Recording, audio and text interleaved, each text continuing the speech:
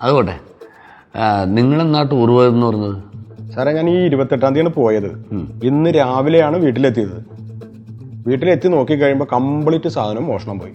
അപ്പം നിങ്ങൾ ഇവിടുന്ന് പോയിട്ട് 3-4 ദിവസമായി. നിങ്ങൾ ടൂർ പോകുന്ന കാര്യം ഇവിടെ അറിയിച്ചിരുന്നോ? അല്ല സാറേ, ടൂർ പോകണ വിവരം പോലീസ് സ്റ്റേഷനിൽ പറയണോ?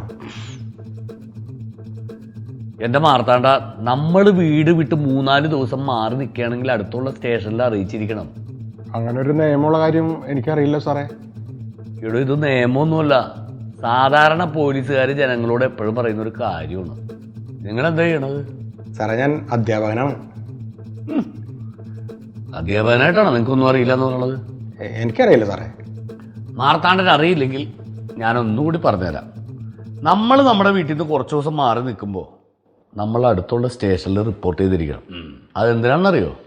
രാത്രി ഞങ്ങൾ പട്രോളിങ്ങിന് ഇറങ്ങുമ്പോൾ നിങ്ങളുടെ വീടും അതിൽ ഉൾപ്പെടുത്തും. പിന്നെ പാലുകാരനെയും പത്രക്കാരനെയും പോസ്റ്റ് ഓഫീസിലും അറിയിച്ചിരിക്കണം. അതെന്തിനാണെന്ന് മനസ്സിലായ? അതെനിക്കറിയില്ല സാറേ. പത്രം, പാല്, ലെറ്ററുകൾ ഇതെല്ലാം നമ്മുടെ വീട്ടുമുറ്റത്ത് വന്ന് കെട്ടിക്കിടക്കുമ്പോൾ കള്ളൻ അപ്പം മനസ്സിലാവും ഈ വീട്ടിൽ ആളില്ലാത്ത. അത് കള്ളന് നമ്മൾ വഴി വെച്ച് കൊടുക്കലല്ലേ വാർത്താണ്ട? അതില്ലാതിരിക്കാനാണ് സ്റ്റേഷനിൽ വന്ന് റിപ്പോർട്ട് ചെയ്യാൻ പറയുന്നത്.